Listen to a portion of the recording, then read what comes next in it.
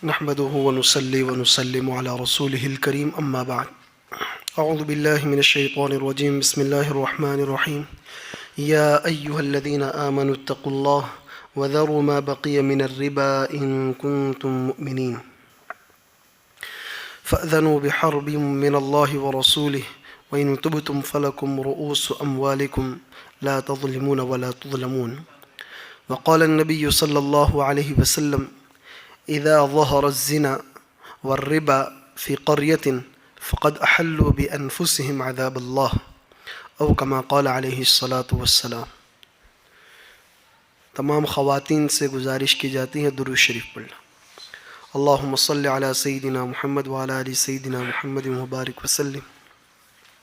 حدیث شریف میں آتا ہے کہ جس مجلس میں درود شریف نہیں پڑھا جاتا ہے وہ مجلس قیامت کے دن وبال کا ذریعہ ہوگی، حسرت کا ذریعہ ہوگی۔ اور حدیث میں آتا ہے کہ اللہ تعالیٰ کو اختیار ہوگا کہ اگر چاہے تو معاف کر دیں، اگر چاہے تو عذاب دے دیں۔ اس لیے ہم اپنی مجلسوں میں درود شریف پڑھنے کا اہتمام کریں۔ درود شریف کے اپنے بہت سارے فضائل ہیں۔ اللہ تعالیٰ ہم سب کو محبت کے ساتھ، اخلاص کے ساتھ درود شریف پڑھنے کی توفیق عطا فرماوے۔ میری ماؤں بہنوں، قرآن کریم کی 2 آیات تلاوت کی اور ایک حدیث نبوی آپ صلی اللہ علیہ وسلم کی حدیث پڑھی، جس کا مفہوم اور مطلب یہ ہوتا ہے کہ اے ایمان والو، چاہے مرد ہو چاہے عورت ہو۔ اس آیت کے اندر اللہ تعالیٰ مومنین سے کہہ رہا ہے، مشرکین، کافرین، منافقین، یہودی، نصرانی، ان کو نہیں کہتا ہے، بلکہ سیدھے ایمان والوں کو کہا جا رہا ہے، ایمان والو آپ لوگ سود، بیاج، اس کو چھوڑ دو، ان کنتم مؤمنین، اگر تمہارے دلوں میں ایمان ہے۔ تو اگر ایمان ہوگا تو بندہ اس لین دین کو چھوڑ دے گا، اور اگر ایمان نہیں ہوگا تو اس لین دین کے اوپر اپنے آپ کو باقی رکھے گا۔ آگے کی آیت میں اللہ تعالیٰ فرماتے ہیں فَأْذَنُوا بِحَرْبٍ مِّنَ اللَّهِ وَرَسُولِهِ، کہ جو ایمان والے سود کے اندر ملوث ہیں اور سودی لین دین کرتے ہیں، قرضہ لیتے ہیں، اگر یہ لوگ رکتے نہیں ہیں تو آ جاؤ سیدھے میدان میں، آپ کا مقابلہ کرنے کے لیے اللہ اور اس کا رسول بالکل تیار ہے۔ فَأْذَنُوا بِحَرْبٍ مِّنَ اللَّهِ وَرَسُولِهِ، اللہ اور اس کے رسول کے ساتھ اعلان جنگ ہے اگر آپ لوگ اس سے باز نہیں آتے۔ وَإِن تُبْتُمْ فَلَكُمْ رُؤُوسُ أَمْوَالِكُمْ، اگر تم توبہ کر لیتے ہو تو جتنا آپ نے قرض دیا ہے یا جتنا لیا ہے اتنا واپس کر دو یا لے لو، زیادہ آپ نہ لے سکتے ہیں نہ دے سکتے ہیں۔ حدیث میں آتا ہے اللہ کے رسول صلی اللہ علیہ وسلم نے ارشاد فرمایا کہ اللہ کی لعنت ہے، لعن اللہ، اللہ کی لعنت ہے کس کس پر؟ تو فرمایا آکل الربا، جو سود کھاتا ہے اس پر اللہ کی لعنت ہے، وموکل الربا، اور جو سود کھلاتا ہے اس پر اللہ کی لعنت ہے۔ اور کس پر لعنت ہے؟ کہا وکاتبی، جو سود کی انٹری کرتے ہیں، لکھتے ہیں، ایسے لوگوں پر بھی اللہ کی لعنت ہے۔ اور کس پر لعنت ہے؟ کہا جو سود کے گواہ بنتے ہیں، اس پر بھی اللہ کی لعنت ہے۔ میری ماؤں بہنوں، علماء کرام جو شہر بھر کے ہوتے ہیں 15 دن میں جمع ہوتے ہیں، اور جمع ہونے کے بعد شہر کے جو گمبھیر مسائل ہوتے ہیں اس پر چرچا ہوتی ہیں اور آپس میں رائے مشورہ ہوتا ہے۔ پچھلے 15 دنوں میں جب ہم لوگ جمع ہوئے تھے اس وقت علماء کے درمیان یہ بات آئی کہ بعض علاقوں میں سودی رواج زور پکڑ چکا ہے اور بہت سی خواتین اور عورتیں اس جرم کے اندر، اس گناہ کے اندر ملوث ہیں، تو ان عورتوں کو جوڑا جائے اور ان کے درمیان اس تعلق سے بات کی جائے۔ اس غرض سے یہ مجلس رکھی گئی ہیں کہ آپ کے سامنے کچھ نبی کریم صلی اللہ علیہ وسلم کی باتیں، کچھ قرآن کی باتیں عرض کی جائے۔ قرآن میں اللہ تعالیٰ فرماتے ہیں الذین یأکلون الربا لا یقومون الا کما یقوم الذی یتخبطہ الشیطان من المس، کہ کل قیامت کے دن جو لوگ سود کھاتے ہیں اور توبہ نہیں کرتے، اپنے آپ کو روکتے نہیں ہیں، مرنا تو طے ہے، مرنے کے بعد اللہ تعالیٰ کے پاس بھی جانا ہے، حشر کے میدان میں کھڑا ہونا ہے، تو جو لوگ سود خور ہوں گے، بیاج کھاتے ہوں گے، ان لوگوں کی حالت اللہ تعالیٰ نے قرآن میں بیان کی ہے کہ یہ لوگ کل قیامت کے دن اس طرح اٹھیں گے کہ گویا شیطان نے انہیں کچھ کر دیا ہو۔ یعنی کسی کو جنات لگ جاتا ہے، کسی کو شیطان لگ جاتا ہے تو کیسی وہ حرکتیں کرتا ہے، اس طرح یعنی پاگل کی طرح اور بے سود آدمی کی طرح یہ لوگ کھڑے ہوں گے۔ اللہ تعالیٰ فرماتے ہیں ان کی ایسی حالت کیوں ہوگی کہ ذالک بانہم قالوا انما البیع مثل الربا، یہ اس وجہ سے کہ انہوں نے سود کو ایک جائز معاملہ سمجھ لیا تھا کہ بھئی سود کھا سکتے ہیں، کھلا سکتے ہیں۔ اللہ تعالیٰ فرماتے ہیں یہ بالکل حرام ہے، احل اللہ البیع وحرم الربا، کہ سود جو ہیں وہ بالکل حرام ہے۔ بعض احادیث میں آتا ہے کہ سود کا 1 درہم، سود کا 1 پیسہ اتنا عظیم گناہ رکھتا ہے اپنے اندر کہ کوئی آدمی اپنی سگی ماں کے ساتھ زنا کرے، اتنا خطرناک گناہ ہے اس کا۔ اللہ تعالیٰ فرماتے ہیں کہ جن تک یہ باتیں پہنچ جائے کہ سود کا اتنا سخت عذاب ہے، فمن جاءہ موعظۃ من ربہ فانتہی فلہ ما سلف وامرہ الی اللہ ومن عاد فاولئک اصحاب النار ہم فیہا خالدون، کہ جس تک اللہ تعالیٰ کی یہ بات پہنچ گئی کہ بھائی سود نہ لے سکتے ہیں نہ دے سکتے ہیں، یہ احکام، یہ پیغام اللہ تعالیٰ کا سن کر کوئی آدمی رک گیا کہ اب آئندہ ہم سودی لین دین نہیں کریں گے، تو اللہ تعالیٰ فرماتے ہیں فلہ ما سلف، پچھلے گناہ اللہ تعالیٰ معاف کر دیں گے اس کو، اور اس کا جو بقایا ہے، یعنی کسی کو 100 روپے دیے ہیں، کسی کو 200 روپے دیے ہیں، اور یا 10,000 روپے دیے ہیں، 20,000 روپے دیے ہیں، یا کسی کے پاس سے لیے ہیں اور اس کا کچھ سود بھر دیا ہے یا لے لیا ہے، تو اتنا بعد کر کے پھر جتنا ہم کو لینا بنتا ہے وہ لے لے اور اللہ تعالیٰ سے معافی تلافی کر لے، اللہ تعالیٰ معاف کر دیں گے۔ لیکن جن تک یہ باتیں پہنچتی ہیں انہیں سمجھایا جاتا ہے، اور سمجھنے کے باوجود، سمجھانے کے باوجود اس رکتے نہیں ہیں، بلکہ دوبارہ یہ حرکت کرتے ہیں۔ فمن عاد فاولئک اصحاب النار، کہ جو لوگ دوبارہ یہ حرکت کرتے ہیں سمجھ لو یہ جہنم والے ہیں، جہنم والے ہیں۔ ہم نے جہنم کو دیکھا نہیں ہے۔ جہنم، ایک مرتبہ نبی کریم صلی اللہ علیہ وسلم صحابہ کو لے کر بیٹھے ہوئے تھے اور دھڑام کی آواز آئی، زور کی آواز۔ آپ صلی اللہ علیہ وسلم نے پوچھا صحابہ سے کہ جانتے بھی ہو یہ آواز، یہ دھماکے کی آواز کہاں کی تھی؟ کہا یا رسول اللہ ہمیں تو معلوم نہیں، آپ زیادہ جانتے ہیں۔ کہا آج سے 70 برس پہلے اللہ تعالیٰ نے جہنم کے دہانے پر سے، اس کے منہ پر سے ایک پتھر بہت بڑا جہنم کے اندر چھوڑا تھا۔ وہ پتھر جہنم کی تہہ تک پہنچتے پہنچتے اس کو 70 برس لگے۔ اندازہ لگائیے جہنم کتنی گہری ہوگی، کتنی اونڈی ہوگی۔ ایسی جہنم کے حوالے اللہ تعالیٰ سود خوروں کو کریں گے، جہاں شعلے ہی شعلے ہوں گے، پیپ ہوں گے پینے کے لیے۔ قرآن میں اللہ تعالیٰ فرماتے ہیں وجوہ یومئذ غاشیہ عاملۃ خاشیہ عاملۃ ناصبہ تصلی نارا حامیہ تسقی من عین آنیہ لیس لہم طعام الا من ضریع لا یسمن ولا یغنی من جوع، کہ کچھ لوگ قیامت کے دن ایسے ہوں گے کہ جن کے چہروں کے اوپر تھکان کا اثر ہوگا اور جہنم کے اندر ان کو جھونک دیا جائے گا، ڈال دیا جائے گا، اور انہیں گرم گرم شیشہ پلایا جائے گا، یعنی جو اس کو رانگ کہتے ہیں، ایک طرح کی بہنے والی چیز ہوتی ہے، وہ پلائی جائے گی، اور ان کو صرف کڑوا پھل ملے گا جو نہ کھانے کے کام آ سکتا ہے نہ جسم کے کام آ سکتا ہے۔ ایک جگہ اللہ تعالیٰ فرماتے ہیں یسقا من ماء صدید کہ انہیں پیپ پلایا جائے گا. زخم کے اوپر سے جو پاک نکلتی ہے نا، پیپ جس کو کہتے ہیں، یہ پینے کے لیے دیا جائے گا. ایک جگہ اللہ تعالیٰ فرماتے ہیں وَسُقُوا مَاءً حَمِيمًا فَقَطَّعَ أَمْعَاءَهُمْ کہ انہیں اتنا گرم گرم پانی پلایا جائے گا جہنمیوں کو کہ اس گرم پانی کی وجہ سے پیٹ کے اندر جو انتریاں ہیں آتے ہیں وہ کٹ کٹ کر پیچھے کے راستے سے نکل جائے گی.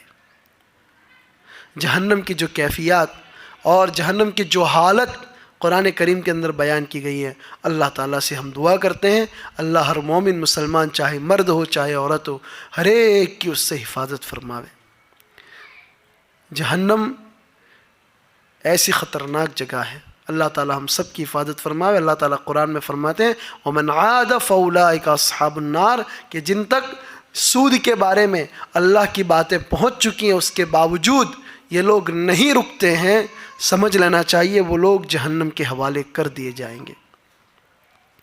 پھر آگے اللہ فرماتے ہیں یمحق اللہ الربا ویربی الصدقات واللہ لا يحب کل کفار اثیم کہ سود کے اندر، بیاج کے اندر بظاہر ایسا لگتا ہے کہ ہمارا مال بڑھ رہا ہے، کہ 10,000 تھے، سود ملا 2,000 12,000 ہو گئے. ظاہراً ایسا لگتا ہے کہ ہمارا مال بڑھ رہا ہے، گھٹ نہیں رہا ہے. اللہ تعالیٰ فرماتے ہیں یہ تمہاری نظروں کا دھوکہ ہے، تمہاری آنکھیں دھوکہ کھا رہی ہیں. یہ سود مال کو بڑھاتا نہیں، مال کو گھٹاتا ہے. اللہ تعالیٰ نے سود کے اندر یہ تاثیر رکھی ہے کہ اس کی وجہ سے مال کم ہوتا ہے. یمحق اللہ الربا، اللہ تعالیٰ سود کو مٹاتا ہے، گھٹاتا ہے. ویربی الصدقات اور صدقات کو بڑھاتا ہے. کسی آدمی نے کسی کو 50,000 روپے دے دیے اور کہا کہ ہر مہینے مجھے 500 دینے پڑیں گے جب تک تو مجھے 50,000 ادا نہیں کرے گا. اب وہ بندہ یا بندی 10 مہینے تک 500 روپے دیتا رہا، یعنی 5,000 روپے زیادہ دے دیے اور 10ویں مہینے میں جا کر 50,000 کا انتظام ہوا. ٹوٹل رقم گئی 55,000. اب 55,000 تو ہمیں مل گئے، لیکن فوراً کہیں بیماری آ گئی، سارے پیسے وہاں چلے گئے. ایکسیڈنٹ ہو گیا، سارے پیسے وہاں چلے گئے. چور چوری کر گیا، سارے پیسے وہاں چلے گئے. یا جس نے قرضہ لیا تھا اسی نے دینے سے انکار کر دیا، سارے پیسے تباہ ہو گئے. تو سود کے اندر یہ اللہ تعالیٰ نے تاثیر رکھی ہے کہ اس کی وجہ سے مال گھٹتا ہے، بڑھتا نہیں ہے. جیسے دھوپ ہوتی ہیں، اس کے اندر پانی چھوڑ دو تو وہ سوکھ سوکھ کر بھاپ بن جاتی ہیں، پانی ختم ہو جاتا ہے. اسی طرح جو آدمی سودی لین دین کا عادی ہو جاتا ہے اس کا مال گھٹتا ہی رہتا ہے، بڑھتا نہیں ہے. وَمَا آتَيْتُم مِّن رِّبًا لِّيَرْبُوَ فَلَا يَرْبُ عِندَ اللَّهِ قرآن میں ایک جگہ اور فرماتے ہیں کہ تم سود کے اوپر پیسے اس لیے دیتے ہو کہ تمہارا مال بڑھے، اللہ کے یہاں وہ مال نہیں بڑھتا ہے، وہ گھٹتا ہی رہتا ہے. میری ماں و بہنوں، یہ قرآن کریم کی آیت ہیں. ایک حدیث ہے، اللہ کے رسول صلی اللہ علیہ وسلم نے ارشاد فرمایا اجتنبوا السبع الموبقات کہ 7 ہلاک کرنے والی چیزوں سے اپنے آپ کو بچا کے رکھو. اگر تم اس کے پاس جاؤ گے وہ چیزیں تم کو ہلاک کر دے گی. 7 چیزیں بیان فرمائی. اس میں سے پہلی چیز کہ اللہ کے ساتھ کسی کو شریک نہ کرو. کرنے دھرنے والی ذات صرف اللہ کی ہے، کوئی مشکل کشا دنیا میں نہیں ہے، وہی مشکلوں کو حل کرتا ہے، اس کے سوا اور کوئی نہیں ہے. تو شرک سے اپنے آپ کو بچانا چاہیے. دوسرے نمبر پر والسحر، جادو سے، کہ کسی کے اوپر جادو کروانے جائیں، اس سے بھی اپنے آپ کو بچاؤ کہ یہ چیز بھی جادو کروانے والے کو ہلاک کر دیتی ہے، برباد کر دیتی ہے. یہ شیطان کا عمل ہے. آج کل تھوڑی بہت لڑائی ہو جاتی ہیں میاں بیوی کے درمیان، ساس بہو کے درمیان، ننند کے درمیان، فوراً کسی بڑوے بوے کا سہارا لیتے ہیں اور جادو کروا دیتے ہیں، منہ مڑوا دیتے ہیں. یہ کفر کا عمل ہے. اس کی وجہ سے ہمارا ایمان بھی سلامت نہیں رہتا ہے اور آخرت کے اندر اس کا عذاب بھگتنا پڑے گا، وہ تو الگ بات ہے. اللہ تعالی ہماری اس سے حفاظت فرماوے. تیسرے نمبر پر اللہ کے رسول نے فرمایا وقتل النفس التي حرم اللہ الا بالحق، کہ کسی کو ناحق قتل نہیں کرنا چاہیے، کہ جو آدمی کسی کو ناحق قتل کرتا ہے وہ یعنی اپنے آپ کو خود ہلاک کر رہا ہے، یوں سمجھ لو۔ قاتل یہ پنپتا نہیں ہے، وہ ایک دن ہلاک ہو جاتا ہے، اور یہ تو حدیث کے اندر ہے۔ اور چوتھے نمبر پر اللہ کے رسول صلی اللہ علیہ وسلم نے فرمایا وَأَكْلِ الرِّبَا، سود کھانے سے اپنے آپ کو بچاؤ، کہ اگر اپنے آپ کو نہیں بچاؤ گے تو پھر ہلاک ہو جاؤ گے، برباد ہو جاؤ گے، اور یہ سود کھانا ہی آپ کو ہلاک کر دے گا۔ آپ کے جسم کے اندر کینسر کی بیماری ہو جائے گی، ٹی بی ہو جائے گی، آپ کی آنکھیں چلی جائے گی، آپ کے کان سننا بند کر دیں گے، آپ کا دماغ ختم ہو جائے گا۔ یہ ساری چیزیں ایسی ہیں کہ ہم اللہ کے احکام کو نہیں سمجھتے۔ کسی آدمی کو لکوا لگ گئے، ہم سمجھتے ہیں کہ اس کا خون جو ہے وہ دوڑنا رگوں کے اندر بند ہو گیا، ایسا نہیں ہوتا ہے، بلکہ اللہ کی طرف سے کسی نہ کسی جرم کے اوپر، کسی نہ کسی گناہ کے اوپر پکڑ جاری ہوتی ہے، ہمیں احساس نہیں ہوتا ہے۔ ہم اللہ تعالیٰ سے بچنے کی دعا کریں۔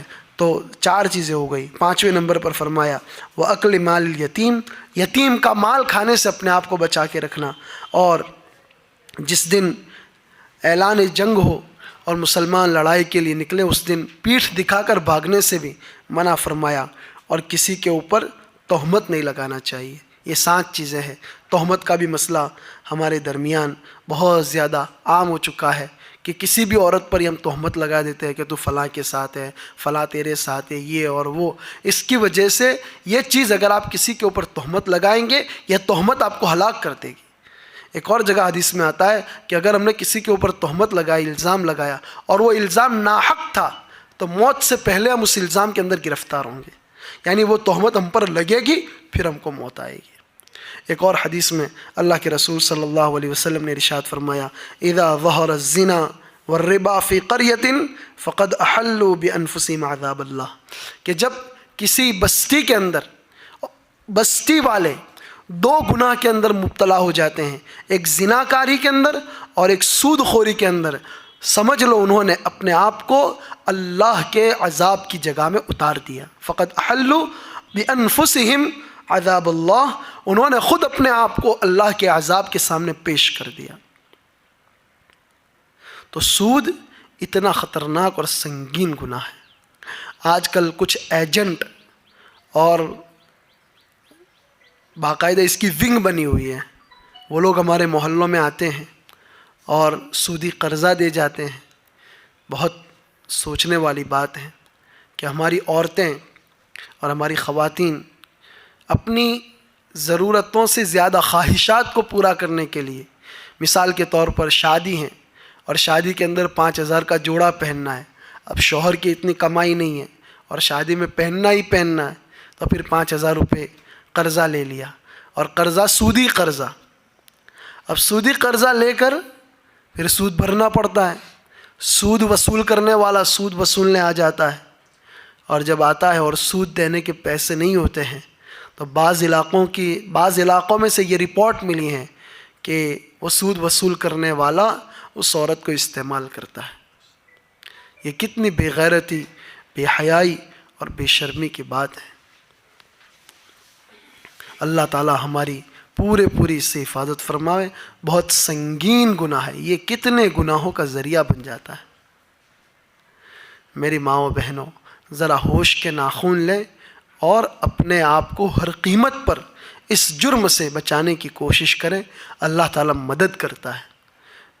خواہ ضرورتوں کو یعنی خواہشات کو بڑھانے کی کیا ضرورت ہے؟ قرآن میں اللہ تعالیٰ فرماتے ہیں ان المبذرین کانوا اخوان الشیاطین وکان الشیطان لربہ کفورا، کہ جو لوگ بلا وجہ خرچ کرتے ہیں، ضرورت نہ ہونے کے باوجود خرچ کرتے ہیں، وہ شیطان کے سگے بھائی ہیں۔ اخوان الشیاطین، شیطان کے بھائی ہیں۔ اور شیطان کا کام کیا ہے؟ شیطان کا پہلا کام یہ ہے وَكَانَ الشَّيْطَانُ لِرَبِّهِ كَفُورًا، شیطان اپنے پروردگار کا بڑا ناشکرا ہے۔ اور جو بندہ ناشکرا ہو جاتا ہے، جو بندی ناشکری ہو جاتی ہیں، پھر دنیا بھر کی نعمتیں اس کے لیے کچھ نہیں ہیں۔ ہمیشہ شکایتیں رہتی ہیں، میرے پاس یہ نہیں ہے، میرے پاس یہ نہیں ہے. حالانکہ بدن کو ڈھانپنے کے لیے اللہ تعالیٰ نے کپڑا دیا ہے، سر چھپانے کے لیے چھت دی ہیں، عزت دار شوہر گھر میں ہے، اللہ تعالیٰ نے پاکیزہ اولاد دی ہیں. اس کے باوجود بھی خواہشات کے تابع ہو گئے اور بلا ضرورت بلا وجہ خرچوں کے اندر مبتلا ہو گئے تو شیطان کے نقش قدم پر چلنا شروع کر دیا. اور یہی وہ چیزیں ہیں جو بندے کو گناہ کی طرف لے جاتی ہیں. پہلے سود، پھر اس کے بعد زنا. کتنی خطرناک چیز ہے. اور جو لوگ زنا کے اندر مبتلا ہوتے ہیں وہ نشے کے اندر بھی مبتلا ہو جاتے ہیں. اور بہت سی جگہوں سے یہ ساری رپورٹیں ہمارے پاس آئی ہیں.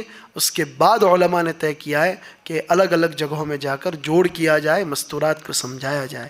آپ کے درمیان بہت ساری سمجھدار عورتیں بھی ہوگی، وہ خود بھی اس کی ذمہ داری لیں کہ ہم بھی بچیں گے اور دوسروں کو بھی اس گناہ سے بچانے کی کوشش کریں گے.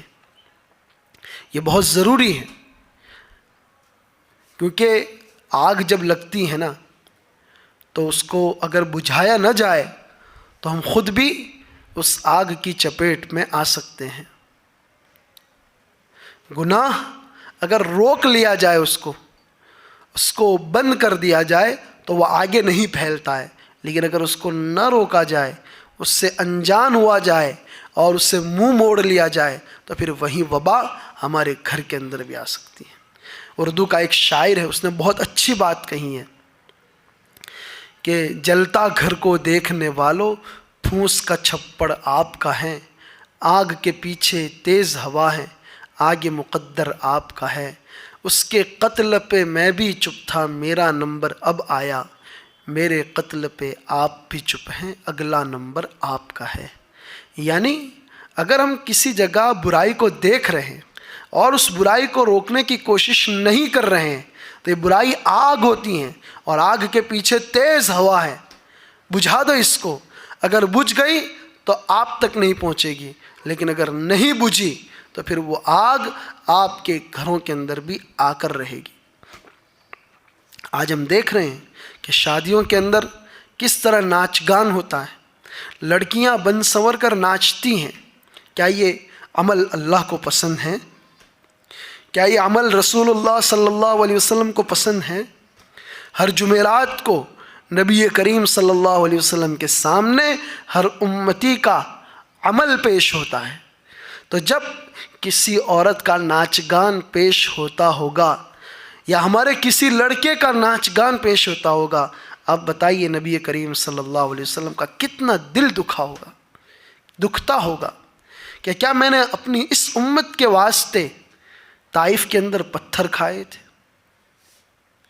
کیا میں نے اپنی 2 بیٹیوں کی ایک ساتھ طلاق اس لیے برداشت کی تھی؟ کیا مجھے اپنوں نے اس لیے چھوڑ دیا تھا کہ بعد کی امت میرا دل دکھائے؟ ہجرت کی، گاؤں چھوڑا، لڑائیاں کی، زخم برداشت کیے، وہ سب اس لیے کیا تھا. اور جب آپ صلی اللہ علیہ وسلم اپنے صحابہ کو یہ واقعات سناتے ہوں گے تو ان کا کیا دل دکھتا ہوگا. حضرت سمیہ جو اسلام کی پہلی شہیدہ ہیں، ابو جہل نے نیزہ مار کر ان کے 2 ٹکڑے کر دیے تھے. جب ان کے سامنے ہماری کارگزاری جاتی ہوگی تو ان کا دل کتنا تڑپتا ہوگا، ان کی روح کیسی تڑپتی ہوگی کہ ہم نے ان لوگوں کی خاطر اتنی ساری قربانیاں برداشت کی. میری ماں و بہنوں، اپنے آپ کو سنبھالو. مرنا تو بہرحال ہے، قبر کے اندر جانا ہے. ایک حدیث میں آتا ہے، اللہ کے رسول صلی اللہ علیہ وسلم نے ارشاد فرمایا کہ جب قیامت کا منظر ہوگا، حشر کا میدان بھرا ہوا ہوگا، میں حوض کوثر پر اپنے امتیوں کو حوض کوثر کا جام گلاس بھر بھر کے پلا رہا ہوں گا. امتی آتے ہوں گے، سب کو پلاتا ہوں گا.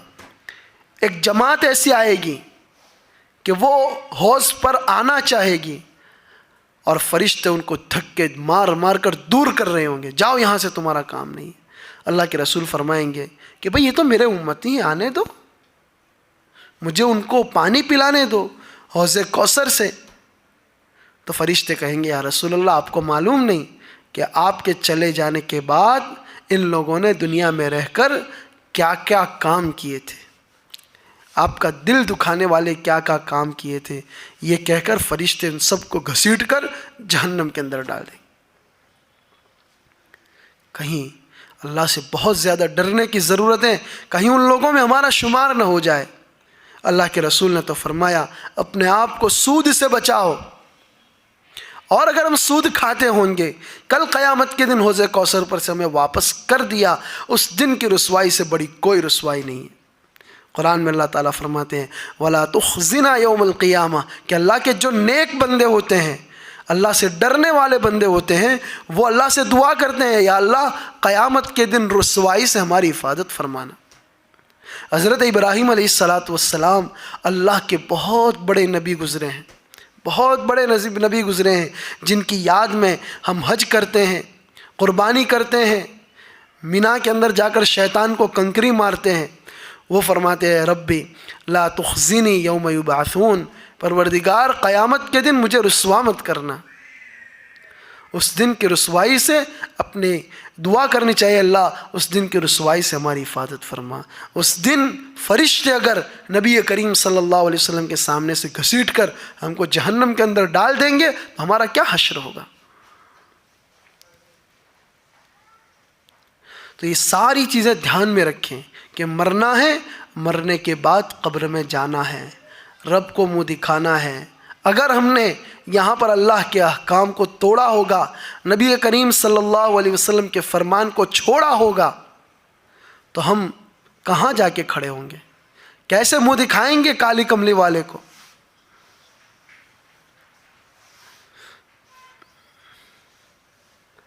میری ماؤں بہنوں، اپنے آپ کو سنبھالو. یہ نصیحت کرنے والے آپ کے پاس آتے رہیں گے، عمل تو ہمیں کرنا ہے، عمل سے زندگی بنتی ہے، جنت بھی جہنم بھی.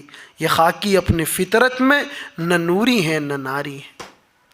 کہ ہمارا عمل کیسا ہے وہ اللہ تعالیٰ دیکھیں گے. عمل اچھا ہوگا جنت ہمارے باپ کی ہے، اور اگر عمل کے اندر کوتاہی ہوگی، کمی بیشی ہوگی، کھوٹ ہوگی، سیدھا عمل نہیں کیا ہوگا، تو پھر جہنم ہمارا ٹھکانہ اور وہیں ہم کو رہنا ہے.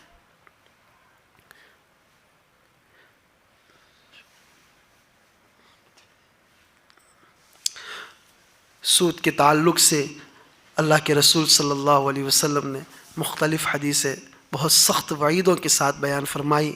آخر میں ایک حدیث ابو داؤد شریف کی روایت ہے ان ارب الربا الاستطالۃ فی عرض المسلم.